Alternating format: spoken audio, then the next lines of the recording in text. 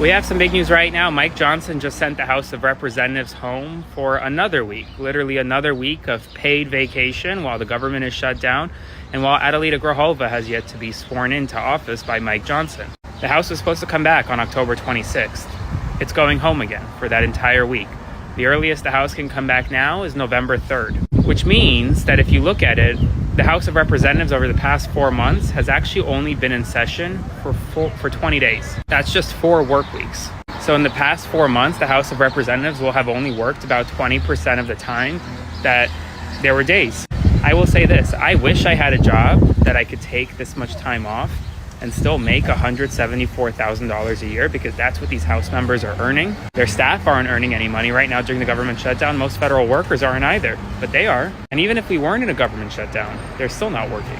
So if you want to know how insane this bullshit is, as Trump's government shutdown is now entering its 4th week, he is instead deciding to meet with GOP senators at the White House in sort of a pep rally. Now, the entire reason that this shutdown is happening is because the Republicans are trying to cut health care benefits for over 20 million people, and the Democrats said no. But Trump, when this whole thing started, he told the Republicans not to negotiate with Democrats. So there's a stalemate because the Democrats want people to keep their health care benefits, and the Republicans just want to keep slashing them. Because once again, as usual, the Republicans don't give a shit about people.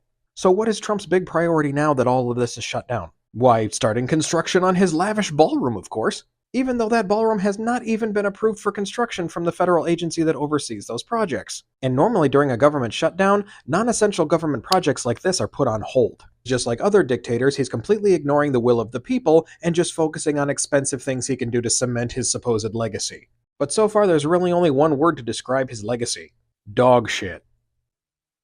After they shot me in my head and my face and multiple times in my torso, arms, and legs, I was shielded by the bodies of others who were there, who rushed in to support me and took many more hits that were intended for me. Within 2 minutes, quite a number of ICE officers, maybe 15, maybe 20, rushed out of the gate and began to shove us down, and I was already disabled on the ground but attempted to get away. And they continued to shove us in a kettling maneuver towards a place where we would not be able to escape.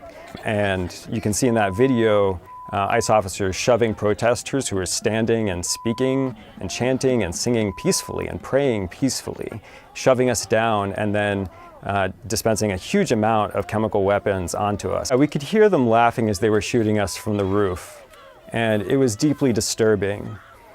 We've gotten to witness a few things about these ICE agents operating in Broadview, and really what it has shown us is how disorganized they are and how poorly supervised and trained they are. We've also heard ICE agents talking to each other, one of whom said, "Man, I don't even remember why I'm here anymore." And the other said, "I don't know either."